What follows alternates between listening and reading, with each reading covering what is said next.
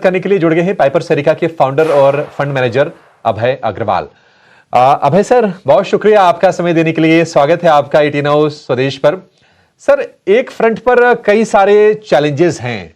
रुपये all time लो, crude में हम उबाल देख रहे हैं, $105 के भाव हैं। अगर हम बाजार की बात करें तो निफ्टी 25,178 से गिरते गिरते 22,182 तक गया। वहां से फिर रिकवरी 24,600 के भी लेवल हमने देखे और फिर से प्रेशर 23,600 के आसपास के लेवल हम निफ्टी में देख रहे हैं। सर, इन्वेस्टर करे तो करे क्या? अभी आपके हिसाब से स्ट्रेटजी क्या होनी चाहिए? जी अभिषेक जी, गुड मॉर्निंग आपको, सारे दर्शकों को।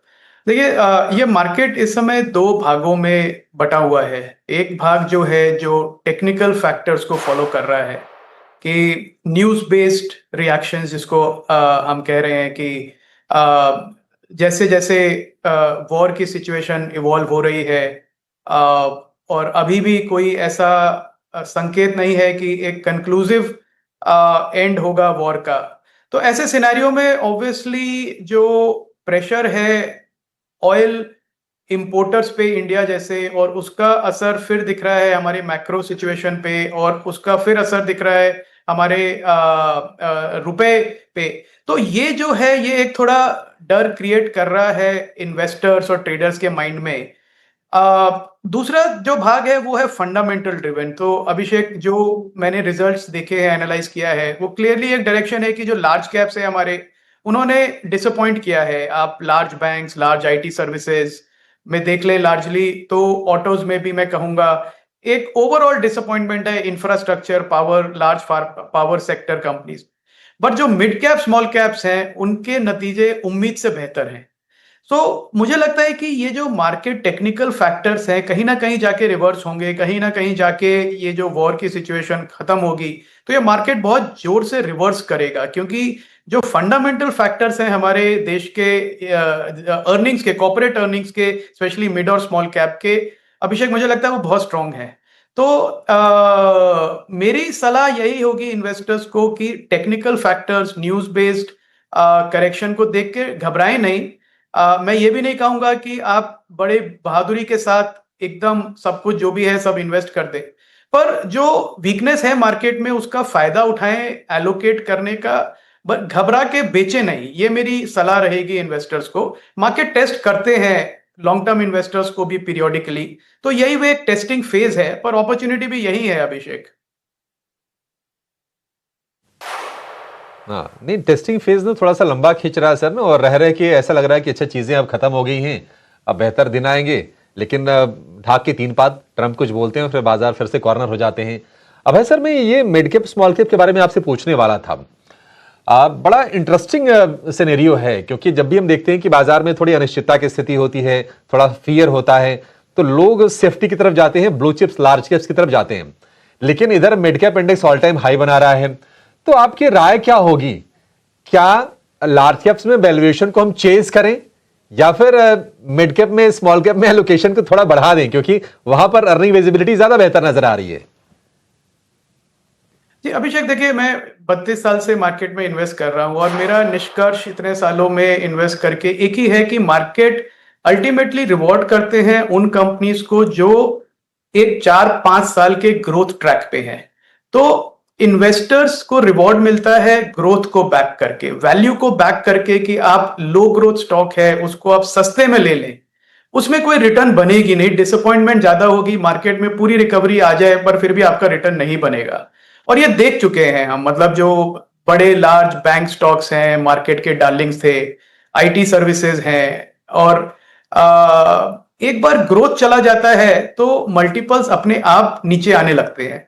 और इसलिए मुझे लगता है सिर्फ वैल्यूएशन को देख के एलोकेशन किसी को बढ़ाना नहीं चाहिए, वैल्यूएशन से नजर भी नहीं हटानी चाहिए, पर आपको ऐसे स्टॉक्स ढूंढने हैं, ऐसा स्पेस ढूंढना है जहां पे ग्रोथ है। और अच्छी बात यह है कि जितनी भी अर्निंग्स आई हैं मिड कैप स्मॉल कैप्स की, इनफैक्ट मैं कहूंगा एनबीएफसीज की, जो अनसिक्योर्ड लेंडर्स थे, माइक्रो फाइनेंस कंपनीज की, उम्मीद से बेहतर है। तो इसका मतलब यह है कि जो मिड और स्मॉल कैप है वहां पे ग्रोथ क्लियर है, विजिबल है, अगले 3-4-5 साल का ग्रोथ विजिबल है। तो इन्वेस्टर्स को डेफिनेटली ग्रोथ को बैक करना चाहिए। और कई बार मार्क टू मार्केट लॉसेस लेने पड़ते हैं आपको, पर एज लॉन्ग एज आप होल्ड करें तो रिटर्न यही बनेगा। तो उदाहरण के तौर पे मैं कहूं कि आप हम बड़े लार्ज कैप्स को आप देख रहे हैं, एचडीएफसी बैंक, टाइटन, ये बजाज फाइनेंस, ये अब बड़े हुए हैं। पर जब ये 10 साल पहले, 15 साल पहले जो सिचुएशन में थे, जब मिड और स्मॉल कैप थे, तब अगर इन्वेस्टर्स लेते तो उनको रियल बेनिफिट मिलता। तो मेरी सलाह यही होगी कि आप ग्रोथ पे फोकस करें, चाहे वो लार्ज कैप में हो या स्मॉल कैप में हो या मिड कैप में हो। थोड़ा महंगा जरूर मिलेगा, पर रिटर्न भी वहीं से मिलेगी, अभिषेक। हम्म। अभी सर अगर हम लार्ज कैप्स की बात करें और मान लीजिए मिड कैप की बात करें, आईटी एज ए सेगमेंट, क्योंकि काफी ज्यादा हमने देखी कि डिस्टरबेंस हुआ है एआई के चलते। अब बाकी दुनिया में तो एआई और सेमीकंडक्टर रैली अभी भी चल रही है। इसी के चलते हम देख रहे हैं कि कोरियन मार्केट, जापानीज मार्केट लगातार हाइस पे हाइस बनाए जा रहे हैं। भारत में आप क्या भविष्य देखते हैं? हमारी जो परंपरागत जो आईटी सर्विसेज वाली कंपनीज हैं, क्या आपको लगता है कि वैल्यू है, या फिर पहले भी आपसे बातचीत हुई थी तो आप काफी ज्यादा बेरिश साउंड कर रहे थे, विचार कुछ बदले हैं या फिर सेम है अभी? नहीं, देखिए, फंडामेंटली कुछ चेंज नहीं है इन कंपनीज में। जो हमारी आईटी सर्विसेज कंपनीज हैं, जो लार्ज कैप कंपनीज की तरफ आप शायद इशारा कर रहे हैं, उन्होंने अभी भी कोई कोई भी उनके बिजनेस मॉडल में बदलाव नहीं है। जो अनाउंसमेंट्स में देखता हूँ वो यही है कि हमने 10,000 लोग निकाल दिए, 15,000 लोग निकाल दिए, नीचे के लोग निकाल दिए। पर उनको निकाल के आपका बिजनेस मॉडल नहीं चेंज होगा, आपके खर्चे कम हो जाएंगे। प्रॉब्लम कहाँ पे है? प्रॉब्लम ये है कि इनोवेशन नहीं है, जीरो इनोवेशन है। ना कोई प्रोडक्ट्स हैं, ना कुछ एआई की अंडरस्टैंडिंग है। दुनिया एक तरफ चल रही है, ये एक तरफ चल रहे हैं, एकदम पिछड़ी हुई कंपनीज हैं। तो जो मैं देख रहा हूं वो यही दिख रहा है कि जो ये 2% का ग्रोथ गाइड कर रहे हैं कांस्टेंट करेंसी, मुझे लगता है वो भी होगा।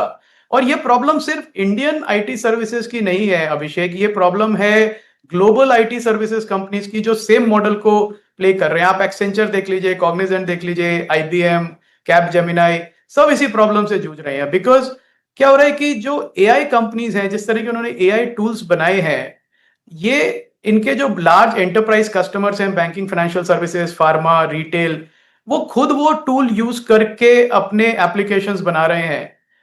तो जो आईटी सर्विसेज कंपनीज है, इनका काम ले दे के सिर्फ ये बचेगा कि ये सिस्टम इंटीग्रेटर बन जाएंगे एआई टूल्स के, पर उसमें कोई मार्जिन नहीं है। मतलब 12-15% के मार्जिन के लेवल पे आ जाएंगे, लो ग्रोथ। तो ये एक एग्जिस्टेंशियल चैलेंज है, अभिषेक। और मार्केट इसी इसी बात की इनको पनिशमेंट दे रहा है कि इतना सब हो गया, फिर भी आपने कोई अपने बिजनेस मॉडल में चेंज नहीं किया है। मुझे नहीं लगता कि अभी भी कोई टर्न अराउंड है। हाँ, कोई वैल्यू इन्वेस्टर्स हैं, सस्ता स्टॉक देख के, डिविडेंड यील्ड देख के उनको इंटरेस्ट हो तो वो ले लें। पर उसके अलावा मुझे मैं तो अभी भी बायर नहीं हूं इनका, और काफी टाइम तक नहीं रहूंगा। बिल्कुल।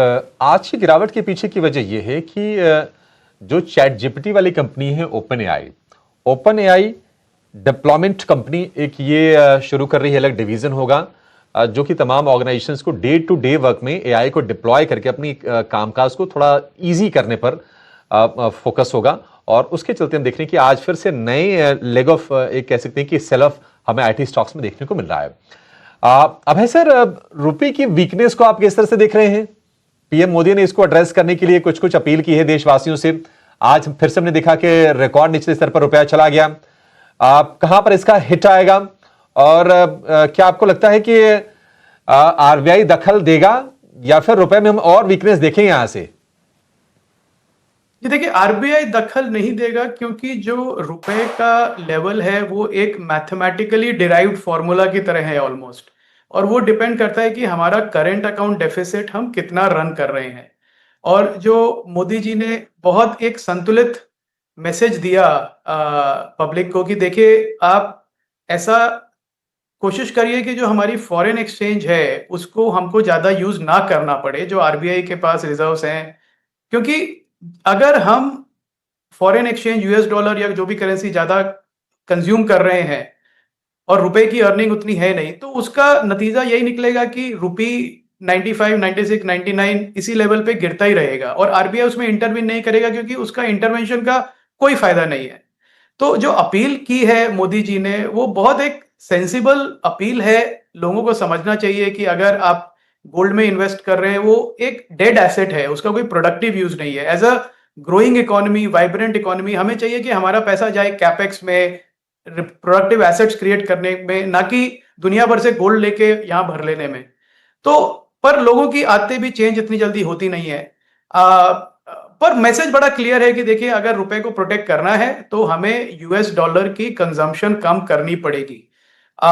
और उसमें लोगों को ही नहीं, सरकार को भी कदम उठाने पड़ेंगे। सरकार के कदम मुझे लगता है बहुत वीक हैं, बहुत पीछे हैं। बहुत कुछ कर सकते हैं, रिन्यूएबल एनर्जी, ईवी स्पेस में इंसेंटिव दें, सब्सिडीज दें, नहीं कर रहे हैं वो भी। तो एक बड़ा एक आई थिंक रुपया एक फंसा हुआ है, और मुझे लगता है कि ये स्लाइड करते करते 100 रुपए तक अगर यही सिचुएशन रही तो अगले 3 महीने में हम 100 रुपए का भी लेवल देख लेंगे, ऐसा मेरा मानना है। ठीक है। अब सर एक और सवाल होगा आपसे एफआईज की बिकवाली को लेकर।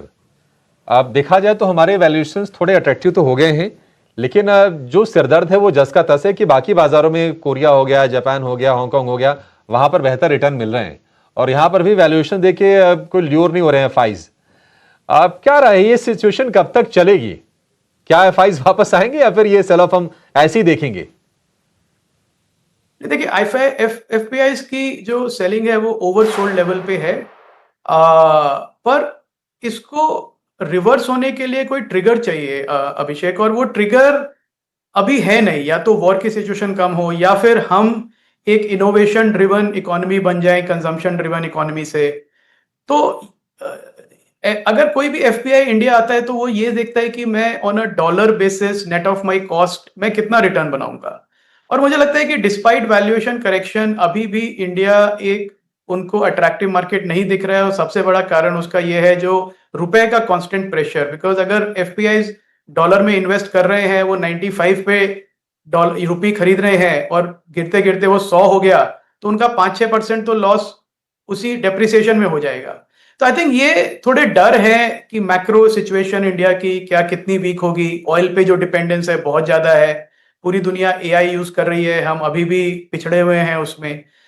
इनोवेशन में हम पीछे हैं। तो सरकार के एफर्ट के डिस्पाइट दैट मुझे नहीं लगता कि इतना कॉन्फिडेंस बिल्ड कर पा रही है सरकार अपने मेजर्स के, कि वो इनोवेशन को, रिन्यूएबल एनर्जी को ड्राइव करेगी। आई थिंक उनको करना पड़ेगा, बस वही एक चारा है। और मुझे लगता है जब वो होगा तभी कुछ हम एफपीआई के फ्लोज में रिवर्सल देखेंगे। जैसा चल रहा है उसी वैसे ही चलता रहा तो मुझे कोई उम्मीद नहीं है कि एफपीआई के फ्लोज वापस आएंगे।